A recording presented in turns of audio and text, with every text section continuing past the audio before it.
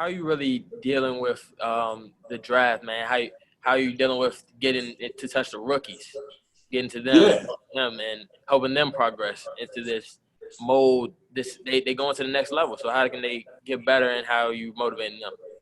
man, I'll be honest with you, man. I got big time concerns about their development and readiness. And not only our rookies, but all rookies. And so from that standpoint, it's fair. It's something that all rookies are going to have to deal with, not only ours, but everybody's. Their ability to contribute, their ability to gain significant roles and to maintain those significant roles are going to be challenging in these circumstances, more challenging than normal. And I think throughout the course of this journey, we're all going to realize how significant or maybe insignificant that is. Man, it's our job right now, man. I'm working my tail off with the Pittsburgh Steelers rookies to make it as insignificant as possible. And that's the goal. Man, we'll know how big it is, how big an issue it is once we start playing ball. The journey itself, that's the season, will write that story. But right now, man, we turning over every stone to make it as less impactful as we can make it. And the guys are active participants in that, and the skills that they bring, their ability to listen, their ability to work remotely. Certain guys find comfort and need comfort in community. They work better in community. Some guys are lone wolves, if you will, and are capable of driving themselves and working remotely. You got to acknowledge that driven individual worker probably has a leg up in this environment than those that need a community to perform. So those are some of the things that we're acknowledging. We're challenging guys to be their best self. The guys that need community, they need to understand that they're in harm's way, and they better plate up, man, and do what it is they need to do in terms of preparing themselves, and understand that they're a guy that generally needs community to perform. And so they're missing some of the things that are significant to their readiness, and they better adapt. But the first rule to adapting is first acknowledging that. So, man, that's just some of the areas that we're working in with these guys and some of the challenges that they face in this environment. Sir, Coach, man, it's important that you need to listen, you need to focus, and you need to learn from your mistakes and focus on your failures so that you can make them better. Focus on your flaws so you can make them better. I want to get into how your veterans, like, I know Big Ben he's on the downside of his career. Supposedly, he's on the downside of his career, and you still got young vets. You got Juju Smith-Schuster, you got Joe Hayden, you got guys on the offensive and defensive side of the ball. How are they helping out the youngsters and helping them and leading them so that they have a great season and y'all have a great season? You know, that's a challenging element of these circumstances as well. We're an organization that builds our team primarily through the draft. We're not a team that's very active in free agency. So the mentor relationship, the peer mentor relationship, is a big component of how we build our team.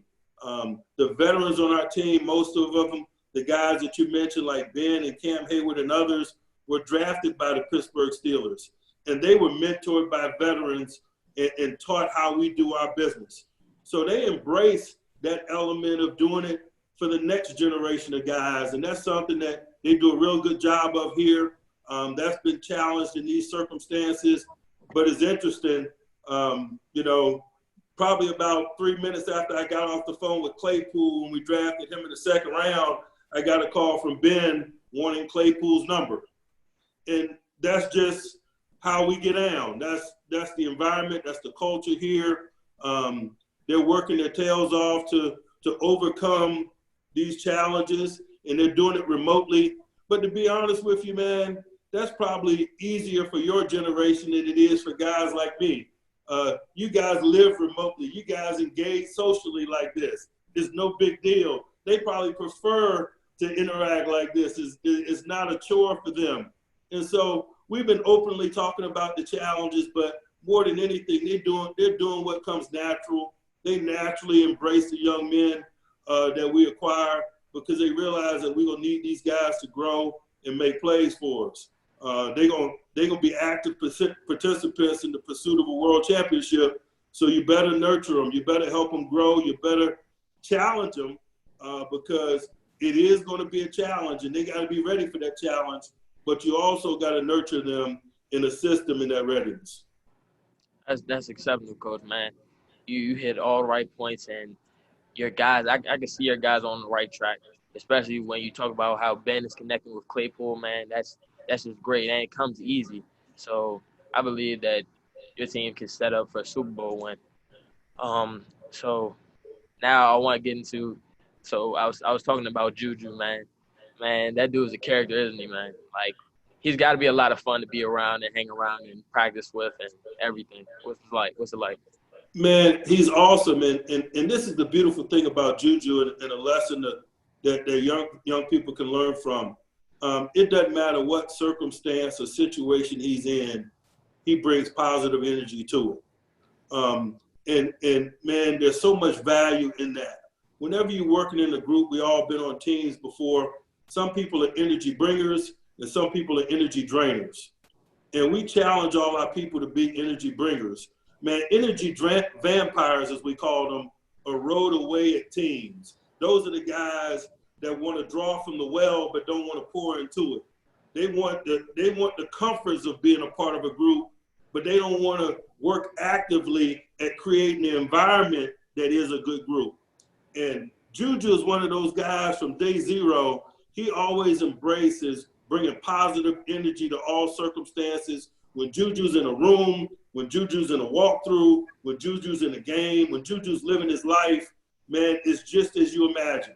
He brings positive can-do energy to everything that he does, and that's why he's so successful in all that he does. Man, that's great. Juju is just I love his energy. I try to bring the same energy to my game and bring that into my game and just use it to motivate.